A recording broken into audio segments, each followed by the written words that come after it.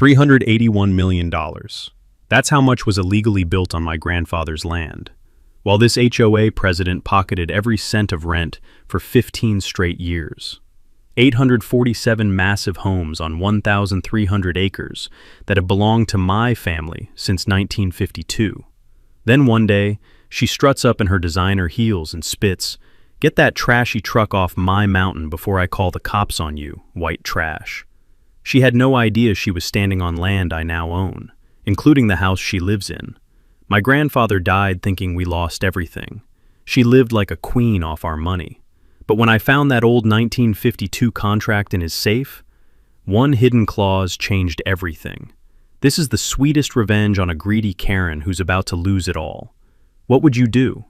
Comment below where you're watching from, and if you've ever dreamed of destroying someone untouchable like this. Let me back up and tell you how this whole mess started. 3 days after my grandfather Ezra passed away, I maxed out my credit card to drive 12 hours from Ohio to settle his estate.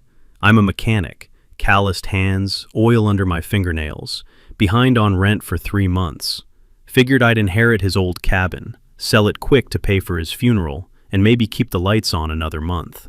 My family had been broke for as long as I could remember. Dad always said Grandpa made poor choices with money. We'd grown up hearing stories about how he'd wasted the family fortune on worthless mountain land, instead of investing in something practical. The smell of pine sap and old leather hit me when I walked into that cabin. Dust particles danced in afternoon sunlight streaming through windows he probably hadn't cleaned in 20 years. Everything felt frozen in time.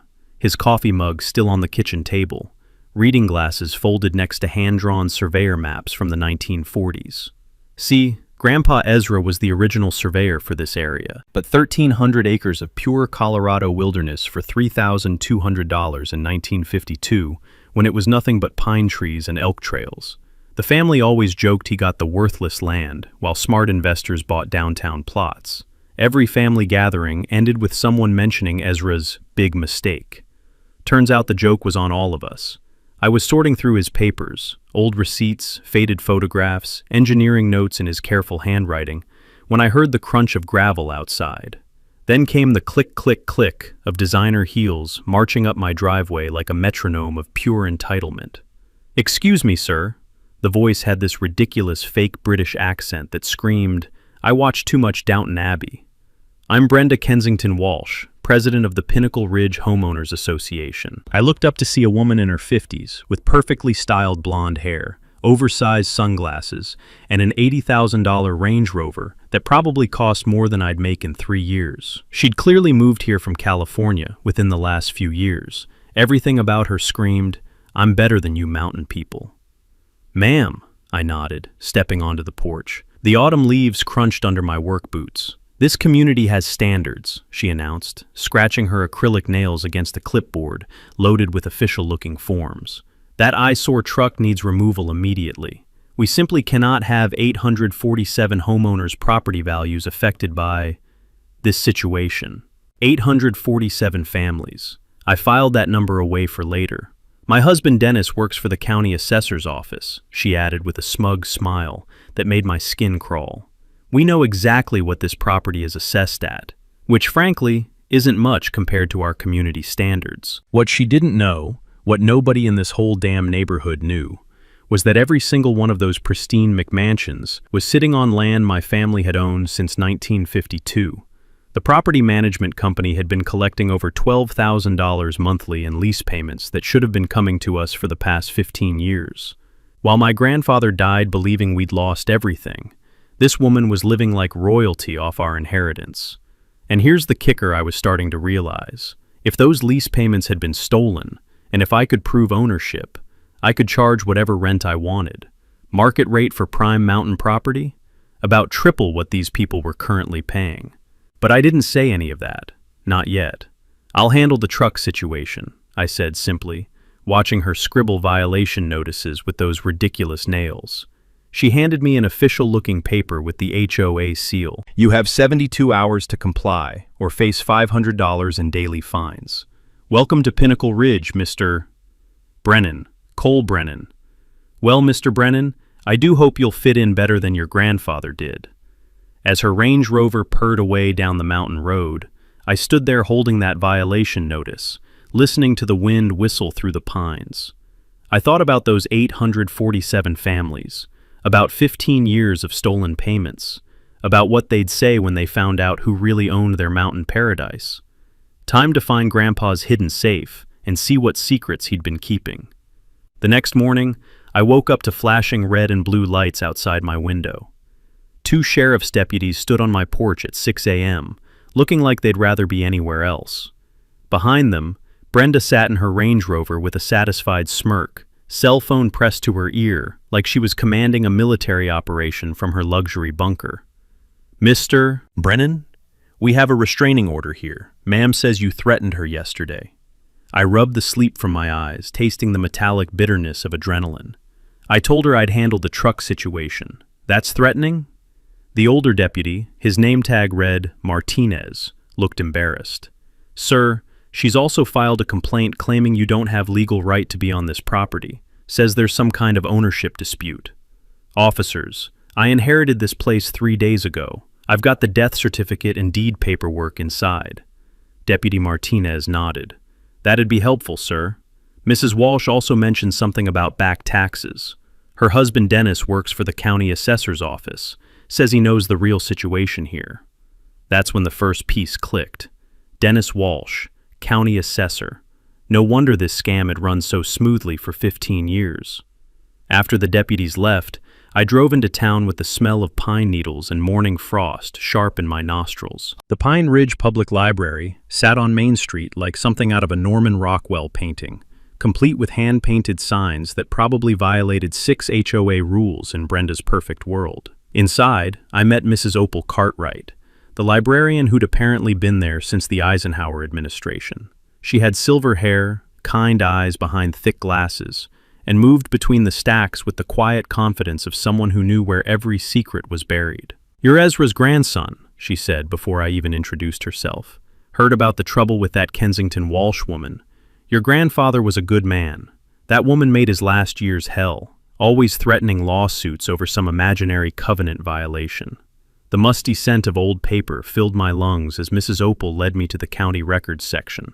What we found in those yellowed file folders made my hands shake with anger. Starting in 2005, the assessed value of my grandfather's land had been mysteriously lowered from $2.8 million to just $180,000. Every year, Dennis Walsh had signed off on keeping it artificially undervalued. I remembered my father mentioning something years ago about property taxes being surprisingly manageable on the mountain land. Now I knew why. "This is fraud," Mrs. Opal whispered, running her finger down the assessment records. "Plain and simple." My lawyer father had always told me that when property taxes are based on fraudulent assessments, it can void any squatter's rights claims. Suddenly, that advice made perfect sense. If Brenda tried claiming she owned this land through long-term occupation, these fake tax records would destroy her case in court. The rough texture of decades-old property deeds felt like evidence under my fingertips.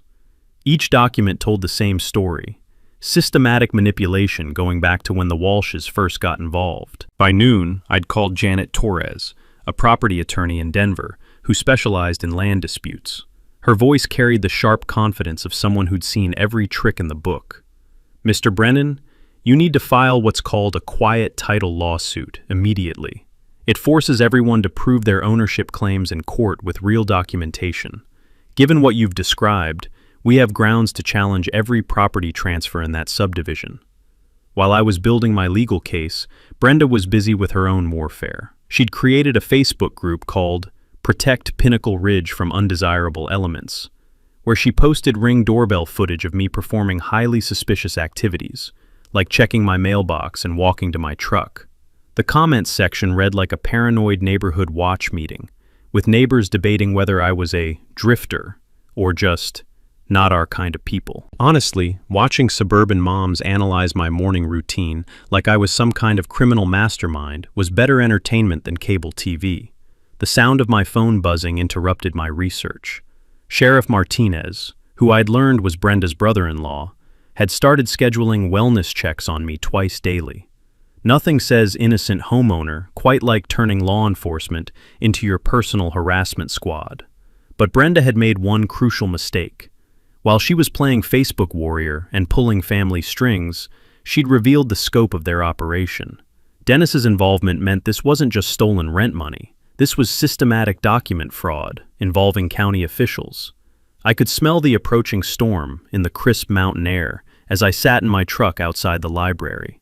The engine ticked as it cooled, and I realized I wasn't just fighting an entitled HOA president anymore. I was about to take on an entire network of corruption that had been stealing from my family for 15 years.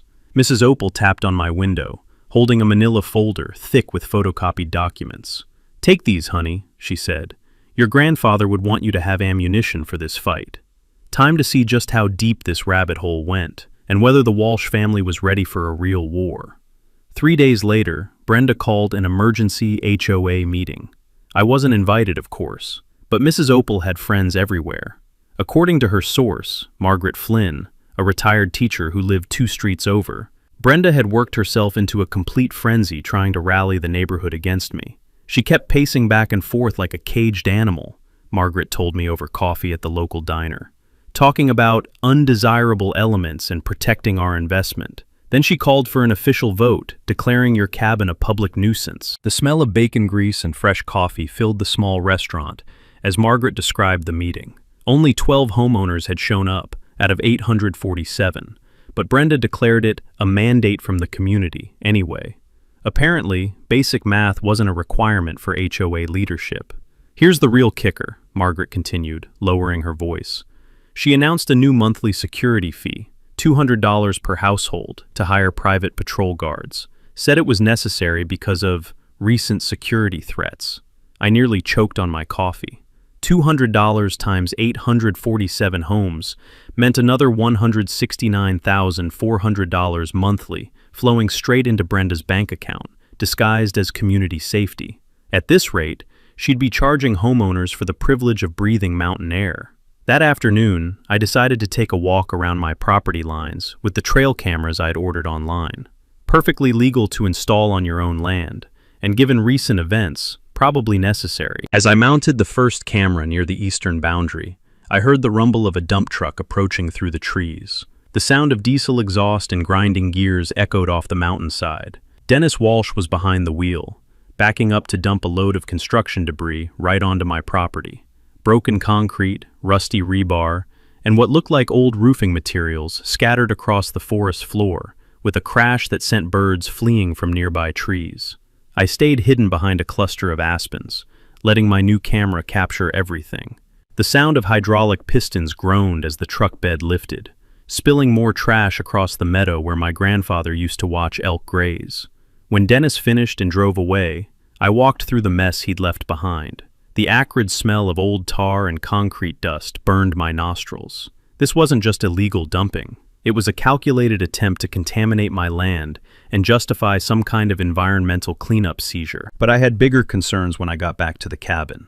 Buck Martinez was waiting on my porch. Buck owned the hardware store in town, a weathered man in his 50s with calloused hands and the steady demeanor that comes from decades of honest work. He'd been watching me install security equipment all week, and finally decided to speak up. "Son, you need to know what that woman's been doing to local businesses," he said, settling into one of grandfather's old porch chairs. "She's been making donation requests from every shop on Main Street, claims the HOA board voted to support local commerce, but anyone who doesn't pay up suddenly gets mysterious building code violations." The pieces were clicking into place. Brenda wasn't just stealing from homeowners. She was running a full-scale protection racket throughout the entire town. "Last month, she hit up my store for $500, Buck continued. "When I refused, suddenly the county inspector found safety violations in my electrical system. Cost me $3,000 to fix problems that magically appeared after Dennis Walsh's office got involved." That's when I remembered something my uncle had drilled into me during his brief stint as a real estate agent. Property owners control easements, the legal rights that allow people to cross their land to reach other properties. Years ago, he'd told me about a case where a rancher had legally blocked access to an entire subdivision just by closing his private road. "Buck, how many of these houses use the main mountain road to access their properties?" His eyes lit up with understanding. "Son, that road cuts right through the heart of your grandfather's original property. Every single house in Pinnacle Ridge depends on it to get in and out." That evening, I spread grandfather's surveyor maps across the kitchen table, tracing the original 1952 boundaries with my finger. The main access road, the one Brenda's Range Rover used twice daily, the one that connected all 847 homes to civilization, ran directly across land that had belonged to my family for 70 years. The rough paper felt like raw power under my hands as I realized what this meant. I didn't just own the land under their houses. I controlled their only escape route. My phone rang before I could fully process this discovery. Janet Torres, my attorney, had urgent news. "Cole, Brenda just escalated to federal level. She filed a complaint claiming your property contains protected wetlands, requiring immediate government oversight. If the EPA buys her story, they could seize everything through eminent domain." The taste of rage filled my mouth as I stared out at the pristine mountain meadows my grandfather had protected for decades. Brenda was pulling out every weapon in her arsenal, bringing in federal agencies to steal what local corruption couldn't touch. But she just made her biggest mistake. Because now I knew exactly how to cut off her entire kingdom with one simple legal move. Time to stop playing defense and start choking off her escape routes. The next morning, Brenda made her boldest move yet. She showed up at my door with a manila folder and what looked like expensive legal counsel, a man in a $1,000 suit who introduced himself as Mr. Whitmore from the Denver firm of Whitmore, Sterling and Associates. "Mr. Brennan," Brenda announced, her fake British accent thicker than usual, "we've come to resolve this unfortunate misunderstanding once and for all." The smell of her overpowering perfume, something that probably cost more than my monthly rent, mixed with the crisp mountain air as she handed me a document. "This is the original 1955 land agreement between your grandfather and the previous HOA president, Harold Kensington. It clearly states that Ezra Brennan sold all development rights to the Pinnacle Ridge Community Association in perpetuity." I studied the yellowed paper, noting the official-looking stamps and carefully aged appearance. At first glance, it seemed legitimate, until my mechanic's eye for detail caught something that made my bullshit detector start screaming. "This is interesting," I said slowly. "My grandfather's signature looks remarkably similar to his 1970s handwriting style, not his 1950s penmanship." Whitmore cleared his throat nervously. "Mr. Brennan, document analysis can be tricky for lay people. This agreement has been properly authenticated." "By who? And why does this 1955 document mention zip codes when they weren't invented until 1963? The look that passed between Brenda and her fancy lawyer was worth every penny of his probably outrageous hourly fee. Apparently, Google wasn't part of their forgery research process. That afternoon, I drove the document straight to Janet Torres's office in Denver. She took one look at it and started laughing so hard she nearly spilled coffee on her desk. "Cole, this is the most amateurish forgery I've seen in 20 years of practice. Wrong paper stock for the 1950s, modern ballpoint pen ink, and whoever did this clearly failed basic American history." But Janet's expression grew deadly serious as she continued examining the document. "However, this level of sophistication suggests they've done this before. I'm calling my contact at the FBI White-Collar Crime Unit immediately." Within 48 hours, Special Agent Sarah Kim was sitting in my cabin, reviewing copies of every document Brenda had produced. The sound of her fingers tapping against her laptop keyboard filled the room as she cross-referenced the case with federal databases. "Mr. Brennan, we've been tracking a pattern of real estate fraud across 3 Colorado counties. Your Mrs. Kensington Walsh matches the profile of someone we've been investigating under multiple aliases." The mini twist hit like a sledgehammer to the gut. Multiple aliases? 5 years ago, she was Brenda Simpson in Grand Junction, running an identical scam against elderly landowners. Before that, Brenda Morrison in Durango.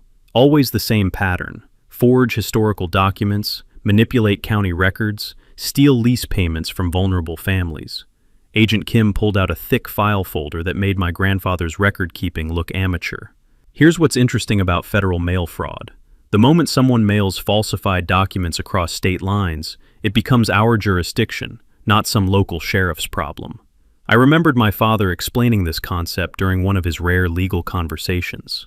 Mail fraud becomes a federal crime when it crosses state boundaries, and the penalties are severe, up to 20 years in federal prison. No wonder Brenda had seemed increasingly desperate lately.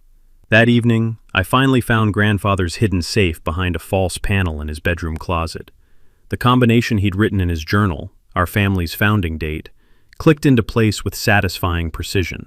Inside, wrapped in oiled leather that smelled like decades of mountain air, were the real contracts. The actual 1952 surveyor agreement, legitimate lease documents from the original development, and most importantly, the 99-year land lease agreement that had quietly expired in 2020. The rough texture of authentic 1950s paper felt completely different from Brenda's modern forgery, like the difference between fine sandpaper and plastic wrap.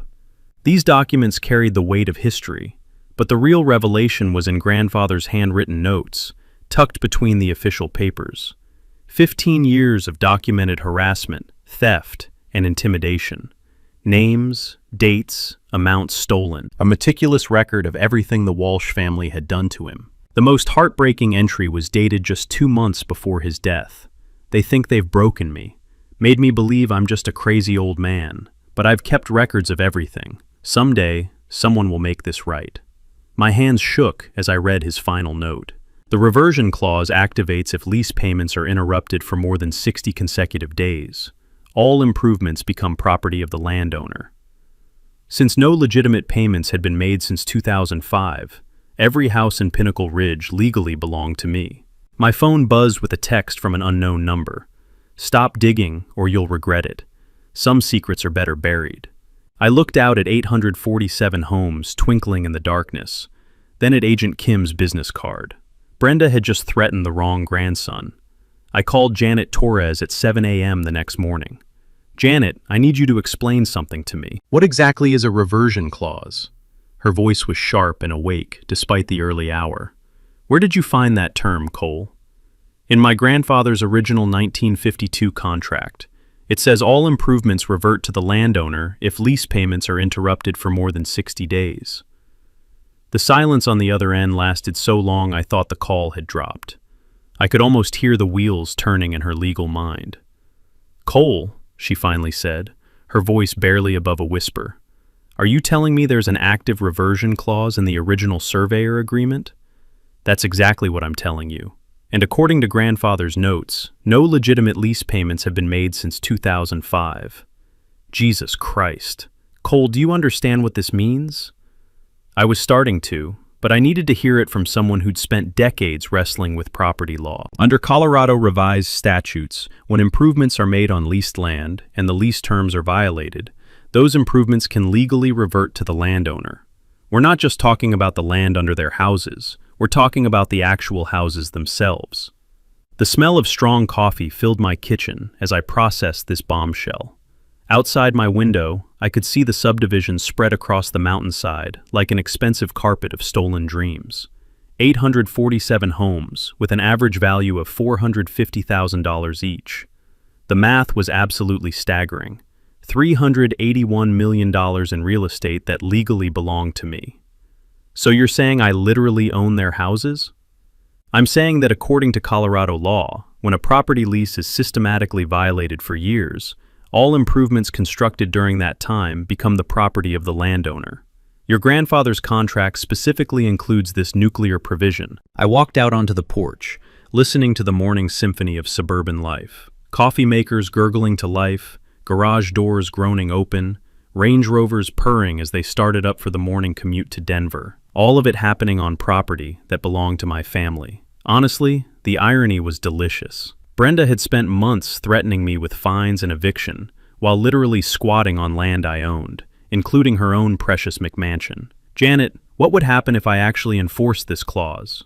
Theoretically, you could evict every single family in that subdivision, immediately, without compensation. It would be the largest residential seizure in Colorado history, the nuclear option. I could obliterate Brenda's entire kingdom with one legal filing, not just her house, but every house she claimed to protect through her HOA presidency. The ultimate revenge would be rendering 847 families homeless to get back at one corrupt woman. But as I watched a yellow school bus pick up kids at the corner, children who had nothing to do with their parents' mortgage situations. I realized that wasn't the man my grandfather had raised me to be. "There's another approach," Janet continued, apparently reading the hesitation in my silence. "We could use the reversion clause as leverage, file the claim, but offer reasonable purchase terms to legitimate homeowners, force out the bad actors while protecting innocent families." The dusty scent of grandfather's old property books seemed to drift from inside the cabin as she explained precedent cases. Some property owners had used similar clauses to become overnight millionaires. Others had leveraged them to create fair, long-term community solutions. What about Brenda, specifically? She's been living in that house since 2018, long after the lease violations began. Under the reversion clause, she has zero legal claim to the property. We could have her evicted within 30 days and seize everything she's built her fake empire on. I sat in grandfather's weathered rocking chair, feeling the weight of absolute power. The choice between maximum revenge and maximum justice was literally in my hands. But something about the timeline still bothered me. "Janet, if this reversion clause has been active since 2005, why didn't my grandfather use it?" "Intimidation, most likely. Elderly landowners often get overwhelmed by legal complexity, especially when facing organized opposition. He probably died never knowing the full extent of his rights." That's when I understood what had to happen next. This nuclear option was about to reshape everything. The next morning, I filed the paperwork that would change everything. Janet Torres walked the quiet title action through Denver District Court, while I sat in my truck outside the courthouse, watching normal people live normal lives that were about to get very complicated. The legal document claimed ownership of all improvements on my 1,300 acres, giving every resident 30 days to prove their right to remain. Within hours, my phone started ringing nonstop. "Mr. Brennan, this is Patricia Sterling from Channel 7 News. We understand you filed a massive property claim against the Pinnacle Ridge subdivision. Would you like to comment?" I declined the interview, but the cat was out of the bag. By evening, news vans were parked along the mountain road, and my quiet inheritance had become the lead story on Denver's evening news. The smell of diesel exhaust mixed with pine needles as reporters set up their equipment. I watched from my cabin window, knowing this media attention was exactly what I needed for the next phase of my plan.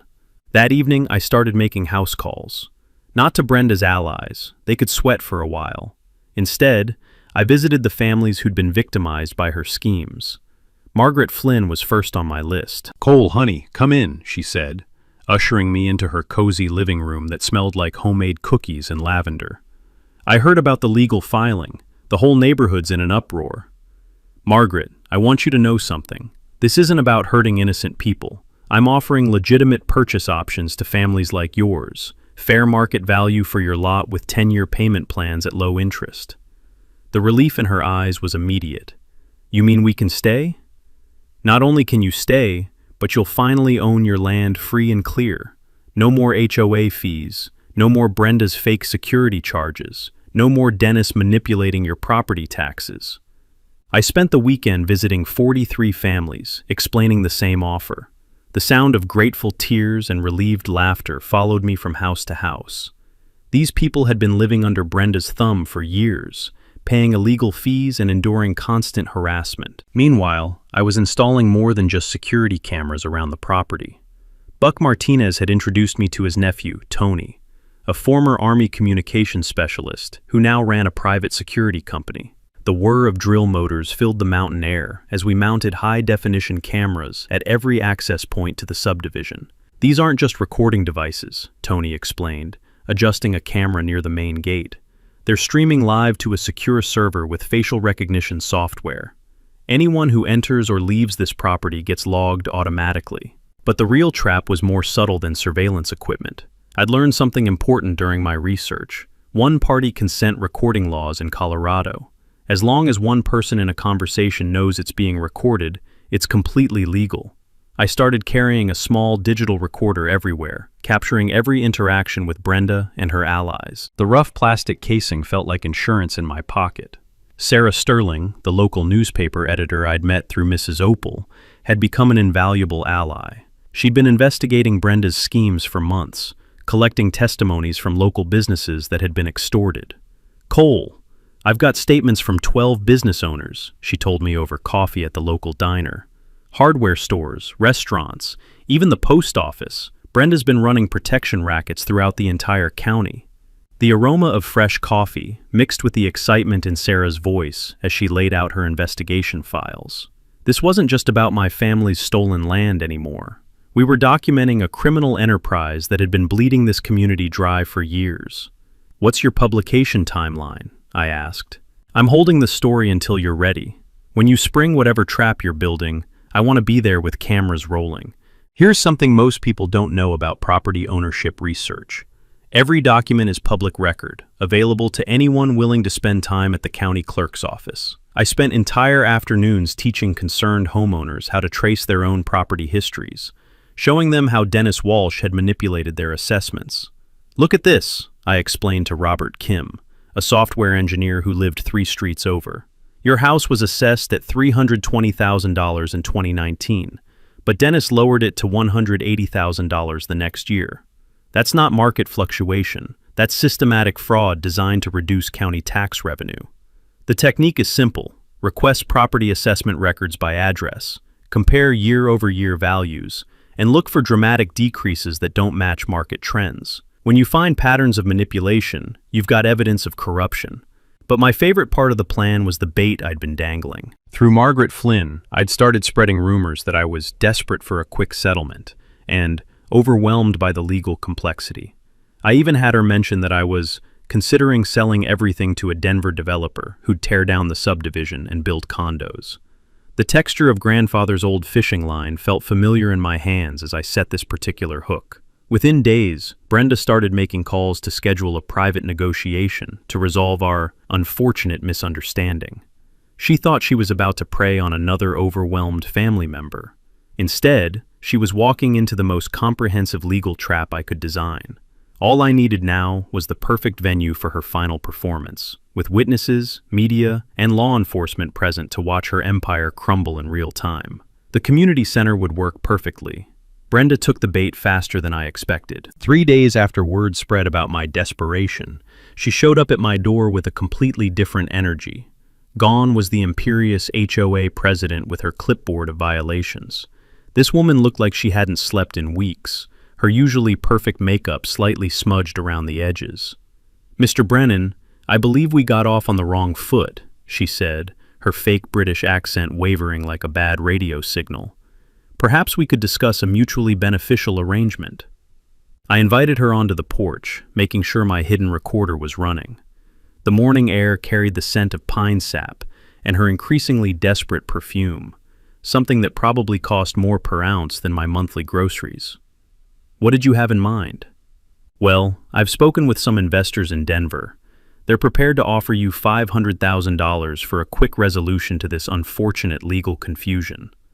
$500,000 for property worth $381 million. The audacity was breathtaking, even for Brenda. "That's generous," I said carefully, "but I'll need time to consider all my options." Her relief was almost pathetic to witness. Of course. Just remember, legal battles can be expensive and unpredictable. Sometimes it's better to take a sure thing. After she left, I immediately called Agent Sarah Kim to report the attempted bribery. But Brenda's desperation was just getting started. That night, I was jolted awake by the sound of splintering wood and diesel engines. Through my security cameras, I watched a crew of 3 men with jackhammers attempting to damage my cabin's foundation, trying to make it look like a legitimate utility emergency at 2 a.m. The sound of breaking concrete echoed through the valley as they worked to undermine my home's structural integrity. But here's the mini twist that made everything perfect. One of the workers answered his cell phone during the covert operation. "Yeah, Mrs. Walsh, we're working on it now." His voice carried clearly through the mountain air. "Should look like a gas line leak caused the damage. Insurance will cover the demolition, and then you can claim the whole property's uninhabitable. Insurance fraud, attempted destruction of property, and criminal conspiracy, all captured in high-definition video with timestamps and GPS coordinates. But when I tried to call 911, I discovered Brenda's most dangerous escalation yet. My phone had no service, neither did my landline. Someone had cut the communication cables running to my property, isolating me completely from outside help, while the accident was being staged. For the first time since this whole thing started, I felt genuinely afraid. Brenda wasn't just playing legal games anymore. She was willing to physically harm me to protect her empire. I had to rely on my emergency radio to contact Buck Martinez, who called the sheriff's department from town. By the time deputies arrived, the sabotage crew had vanished, leaving behind only tire tracks and damaged foundation concrete. The next morning brought more bad news for Brenda's operation, though. Dennis Walsh got fired from the county assessor's office after the internal investigation revealed 12 years of systematic fraud. The sound of his county-issued truck being repossessed echoed through the subdivision as neighbors watched from their windows. But that's when Brenda made her most desperate and dangerous move. She started a whispering campaign, claiming I was mentally unstable and potentially violent. According to Margaret Flynn, Brenda was telling people I'd threatened to burn down the entire subdivision and was stockpiling weapons in my cabin. These weren't just neighborhood gossip anymore. These were the kinds of lies that could get me killed if the wrong person believed them. Her Facebook posts became increasingly unhinged, sharing heavily edited photos that made my security cameras look like sniper positions, and my legitimate property maintenance look like preparing for war. "This dangerous individual is planning to destroy our community," read one post. "We need to protect our families before it's too late." The problem was that some people were starting to believe her. I noticed certain neighbors avoiding eye contact, crossing the street when they saw me coming. Parents pulled their children inside when I drove past. Brenda was turning me from sympathetic property owner into community threat. But her biggest mistake was targeting Buck Martinez's hardware store with sudden emergency building code violations after he publicly supported my legal position. When longtime community members saw her weaponizing county bureaucracy against a 30-year local business owner, the tide of public opinion finally shifted. "That woman's gone too far," I overheard one neighbor tell another. "Buck Martinez is the most honest man in this town." The smell of autumn leaves and approaching winter carried a sense of finality through the mountain air. Brenda had escalated beyond legal maneuvering into actual criminal behavior, and she was running out of allies fast. But I could feel her preparing one last desperate gambit that would either save her empire or destroy everything she'd built. Time to force that final confrontation before someone got seriously hurt. The breaking point came when they arrested Brenda at Denver International Airport. Agent Sarah Kim called me at 6 a.m. with the news. "Mr. Brennan, your Mrs. Walsh was caught trying to board a flight to Costa Rica with a suitcase containing $847,000 in cash from various HOA accounts." The sound of my coffee mug hitting the kitchen counter echoed through the cabin. 847,000? Interesting number, isn't it? Almost exactly $1,000 per house in the subdivision. Looks like she was planning to disappear with every penny of treasury funds she could grab. Brenda's final mini-twist was that she'd been systematically draining HOA accounts for months, knowing her empire was about to collapse. While residents paid their monthly fees, she was literally stealing their money to fund her escape plan. But getting arrested while fleeing the country had triggered something much bigger than local fraud charges. "The IRS is now involved," Agent Kim continued. "Turns out Mrs. Walsh has been claiming those stolen lease payments as tax deductions for property management expenses on her federal returns. We're looking at tax evasion, money laundering, and wire fraud charges spanning multiple states." By noon, news vans were lined up along the mountain road like metallic vultures. The story of an HOA president stealing millions and getting caught fleeing to Costa Rica was cable news gold. But the real drama was happening inside the subdivision itself. With Brenda in federal custody, her remaining allies began turning on each other faster than reality TV contestants. Dennis Walsh, desperate to save himself, started cooperating with investigators and revealing the full scope of their operation. Margaret Flynn called me around 2 p.m. with updates from her neighborhood network. "Cole, honey, you won't believe what's happening. 3 more HOA board members just resigned, and someone spray-painted thief on the Martins' garage door." The Martins had been Brenda's most vocal supporters, claiming I was trying to destroy property values and demanding the county seize my land through eminent domain. Now that the FBI had revealed the extent of Brenda's theft, anyone associated with her was facing community backlash. "There's something else," Margaret continued. "A bunch of us are organizing a residents' coalition. We want to formally support your settlement offer and ask you to help us create a legitimate HOA board." This was exactly what I'd been hoping for. That evening, I called a town hall meeting at the community center for the following week. The smell of fresh-cut lumber filled the air as Buck Martinez and his crew set up additional seating to accommodate the crowd we were expecting. Sarah Sterling, the newspaper editor, had been saving her investigation for this moment. "Cole, I'm ready to publish everything. 15 years of financial records, testimony from 37 victims, documented evidence of corruption at every level." The rough texture of her manila folders felt like justice under my fingertips as she showed me the scope of her reporting. This wasn't just about my family's stolen land anymore.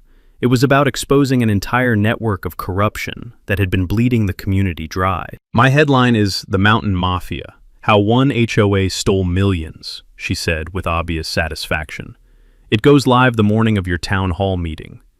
But the most important development was something I hadn't expected. Families throughout the subdivision started approaching me directly with settlement requests, not because they had to, but because they wanted to be part of building something better. "Mr. Brennan, we've been living under that woman's thumb for 5 years, said Jennifer Walsh, no relation to Dennis, a single mother who lived near the subdivision entrance. "The idea of owning our land free and clear, no more HOA fees, no more arbitrary fines, it sounds like freedom." The sound of genuine gratitude in her voice reminded me why I was fighting this battle. These weren't enemies. They were neighbors who'd been victimized by the same corruption that killed my grandfather. By the end of the week, I'd received formal purchase requests from 673 of the 847 households. At $50,000 per lot, with 10-year payment plans at 3% interest, families would actually pay less monthly than they'd been paying in combined mortgage, HOA fees, and illegal security charges. The financial analyst I'd hired to structure the deals was amazed.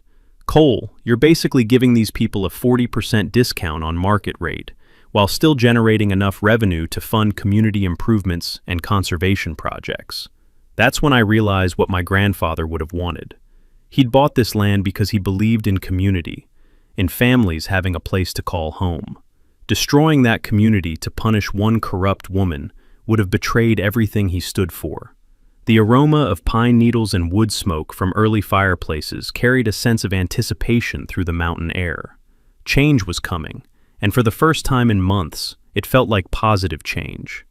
But I knew Brenda's supporters weren't going to surrender quietly. The town hall meeting would be their last chance to fight back, and desperate people often made the most dangerous enemies. I spent the weekend reviewing my security footage, making sure every camera angle was perfect for what I knew would be Brenda's final performance. Because even from her federal holding cell, she was still trying to control the narrative. Time to give her an audience for the grand finale. The community center had never seen a crowd like this. 300 people packed into a space designed for half that number, with standing room only along the walls, and overflow seating spilling onto the front lawn. Local news crews had set up cameras in every corner, and I could smell the metallic scent of electronic equipment mixing with the nervous energy of an entire community. Sheriff Martinez, the honest one, not Brenda's brother-in-law, stood near the back with 2 deputies, keeping watch over what everyone expected to be a contentious meeting. I'd spent the morning reviewing my presentation with Janet Torres, making sure every legal detail was bulletproof. The PowerPoint slides on my laptop contained 15 years of documented evidence, financial records, and security footage that would finally tell the complete truth. "Ladies and gentlemen," I began, stepping up to the microphone that squealed with feedback before settling into clarity. 3 weeks ago, I inherited my grandfather's property. What I discovered changed everything we thought we knew about this community. The room fell silent, except for the whisper of recording equipment and the rustle of winter jackets as people leaned forward. Let me start with some numbers. For 15 years, a property management company has been collecting an average of $450 per month from each household in Pinnacle Ridge. That's over $12,000 monthly that should have been coming to my family as legitimate lease payments. Murmurs rippled through the crowd as people did quick mental math. But here's what makes it worse. While my grandfather died believing our family had lost everything, certain individuals were living like royalty off stolen money. I clicked to the first slide, showing Brenda's Range Rover, designer clothes, and expensive vacations. all funded by theft. That's when the back doors burst open. Brenda herself walked in, flanked by what looked like a team of expensive lawyers. She'd somehow made bail and decided to make one final stand. Her perfectly styled hair and fresh makeup couldn't hide the desperation in her eyes as she marched toward the front of the room. "This man is lying," she shouted, her fake British accent gone completely. "I demand the right to respond to these slanderous accusations." The crowd erupted in angry voices, some supporting her, most calling for her to shut up and sit down. Sheriff Martinez moved closer to the front, hand resting on his radio. "Mrs. Walsh," I said calmly, "you're welcome to stay and hear the evidence, but this isn't a debate, it's a presentation of facts." I clicked to the next slide. Security footage of Brenda shredding documents in her garage at 2 a.m., time-stamped and crystal clear. Fact 1, destruction of evidence. Click. Fact 2, document forgery. The image showed her fake 1955 agreement next to the real contracts from grandfather's safe. Fact 3, attempted bribery. I played the audio recording of her offering me $500,000 to resolve this misunderstanding. With each piece of evidence, Brenda's face grew paler. Her lawyers were frantically whispering among themselves, clearly realizing their client had walked into a trap. But I wasn't done yet. Now, here's the part everyone needs to understand about property ownership and lease agreements. I clicked to a slide showing the 1952 reversion clause. When lease payments are systematically stolen for years, Colorado law allows the property owner to reclaim all improvements. The room went dead silent as people processed what this meant. Every house in this subdivision was built on land belonging to my family. Since no legitimate lease payments have been made since 2005, I legally own every building, every driveway, every fence post in Pinnacle Ridge. Someone in the back shouted, "You can't just steal our homes." "You're absolutely right," I replied, "which is why I'm not going to. Instead, I'm offering every family the chance to purchase their lot at fair market value, $50,000 with 10-year payment plans at 3% interest. Relief swept through the room like a physical wave. But first, let me announce the immediate changes to your lease agreements. Effective today, monthly payments increase from $450 to $1,350 per household. The crowd erupted in outrage until I raised my hand for silence. That's market rate for prime mountain real estate. However, any family that signs a purchase agreement within 30 days will pay the reduced rate of $850 monthly until they complete their purchase. Now the math was working in everyone's favor. Most families would actually pay less than they'd been paying in combined mortgage, HOA fees, and Brenda's illegal charges. But Brenda wasn't finished. She stood up, shaking with rage, and screamed, "This is extortion. I built this community. I protected these property values. This man is destroying everything." That's when Agent Sarah Kim stepped forward from the crowd. "Mrs. Kensington Walsh, you're under arrest for federal wire fraud, money laundering, and tax evasion." The click of handcuffs echoed through the suddenly silent room. "You can't arrest me. I'm a pillar of this community. I know people in Denver. My lawyer will have your badge." Her meltdown was spectacular and heartbreaking at the same time. This woman, who'd terrorized an entire community for years, was reduced to screaming threats while being led away in handcuffs. The applause started slowly, with Margaret Flynn clapping from the front row. Then Buck Martinez joined in, followed by Jennifer Walsh and her neighbors. Within seconds, the entire room was on its feet, cheering as Brenda was escorted outside. Through the windows, we could see news cameras capturing every moment as she was placed in the back of an FBI vehicle. "Ladies and gentlemen," I said as the applause died down, "this was never about revenge. It was about justice and building a real community where families can afford to live and thrive." Sarah Sterling stepped up to the microphone next. "The Mountain Chronicle will be publishing the complete investigation tomorrow, documenting 15 years of fraud and corruption. But today marks the beginning of something better." As people filed out of the community center, shaking hands and making plans for their new future, I felt something I hadn't experienced since grandfather died: peace. 6 months later, Pinnacle Ridge looked like a completely different place. The artificial perfection of Brenda's HOA dictatorship had been replaced by something more genuine: families working together to build the community they actually wanted to live in. The sound of children playing in yards without fear of violation notices filled the mountain air, mixed with the aroma of backyard barbecues and genuine neighborhood conversations. Brenda received an 18-month federal sentence and was ordered to pay $2.3 million in restitution. The judge called her crimes a systematic betrayal of community trust that destroyed lives and families. Dennis got 6 months and permanent banishment from any government position. But their punishment wasn't the most satisfying part of this story. 847 families had successfully signed purchase agreements for their lots. The Democratic HOA board they elected reduced fees by 60%, while actually improving services. Turns out you can accomplish a lot when you're not funding someone's Range Rover payments. I used the settlement money to establish the Ezra Brennan Memorial Scholarship, providing college funding for local high school students who demonstrate community service. 23 kids received awards this year, including Jennifer Walsh's daughter, who's studying environmental engineering. The conservation project exceeded my wildest expectations.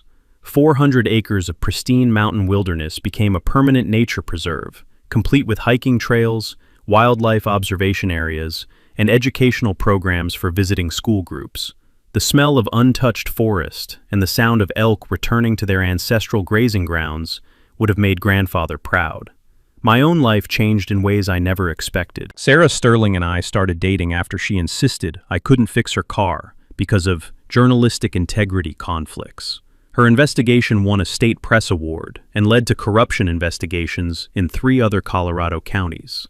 I opened Brennan's Honest Auto Repair in town, with Buck Martinez as my landlord and biggest supporter. Word spread quickly that you could trust me not to invent problems or overcharge for simple fixes. Apparently, basic honesty was revolutionary in the auto repair business. The annual Pinnacle Ridge Freedom Day became our biggest community celebration, marking the end of HOA corruption and the beginning of genuine self-governance. This year's festival featured live music, local food vendors, and a dunking booth where people could pay to dunk actors dressed like corrupt HOA presidents. Even the kids loved the symbolism. The sound of laughter echoed across the mountain meadows as families enjoyed their first summer of actual freedom. Property values increased 15% once word spread about our reasonable fees and honest governance. Turns out people want to live in communities that aren't run by criminals. I kept one reminder of the whole ordeal: grandfather's original 1952 Surveyor compass, displayed on my kitchen table next to his final journal entry. "Someday, someone will make this right," he'd written. Every morning, I read those words and remembered that justice sometimes takes decades, but it's always worth the fight. 3 weeks ago, I received an email that made my blood run cold. A family in Texas facing an identical HOA fraud scheme, complete with stolen lease payments and forged documents. The pattern was unmistakable. Another Brenda, operating in another community, destroying another group of families. I forwarded their information to Agent Kim and started researching property law in Texas, because some fights are too important to ignore, and some communities deserve the chance to build something better. The mountain air carries possibility these days, along with the scent of pine needles and the promise of snow. Change is coming to more places than just Pinnacle Ridge, and corrupt HOAs everywhere should be very, very worried. Thanks for hanging out with us on HOA Stories, where the HOA Karens meet their match. If this story had you cheering or cringing, go ahead and like the video, drop a comment with your reaction, and hit subscribe so you're ready for the next wild HOA tale.